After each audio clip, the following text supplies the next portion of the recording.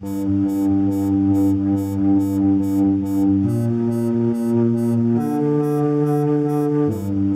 I'm announcing that we will launch talks on a comprehensive transatlantic trade and investment partnership with the European Union, because trade that is fair and free across the Atlantic supports millions of good-paying American jobs.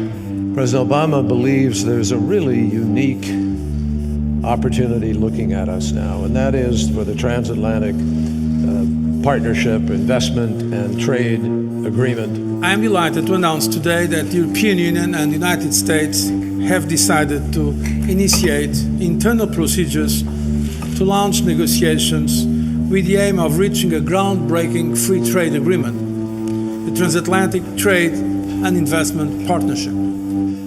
We think this is something that can help lift the economy of Europe, strengthen our economy, create jobs for Americans, for Germans, for all Europeans, and create one of the largest allied markets in the world. Ma position est la suivante. Je suis pour qu'il y ait une négociation qui s'ouvre pour lutter contre un certain nombre de barrières douanières ou de freins aux échanges de façon à favoriser la croissance. Mais il doit y avoir des garanties par rapport à certains domaines. Nous avons, entre la Commission et le Conseil, un mandat de négociation qui évolue. Même les parlementaires européens n'ont pas accès à l'évolution de ce mandat de négociation. Parce que vous savez que l'Union européenne, notre commission, conduite par le libéral Barroso, a commencé des négociations d'un traité transatlantique, d'un traité de libre-échange avec les États-Unis. La majorité aujourd'hui en Europe est très libérale, mais pour moi, ça c'est la mort politique de l'Europe. I'd like to thank the business community on both sides of the Atlantic for their support. Cher président des États-Unis, je t'écris pour t'annoncer que le grand marché transatlantique ne se fera pas. Oui, je sais, c'est une huge opportunity sans doute pour toi, mais pas pour moi. Alors voilà, j'ai bien réfléchi et j'ai pris ma décision. Finalement, c'est non. Le grand marché transatlantique ne se fera pas. Le grand marché transatlantique ne se fera pas. Cher et honoré président des États-Unis, la Commission européenne malheureusement t'a menti. Voilà comment sont les petits sergents. Quand à force d'ambition, ils se prennent pour des grands, à jouer les partenaires dans le plus grand secret. Ils ont voulu te plaire et t'ont mal informé, crois-moi. Le grand marché transatlantique ne se fera pas.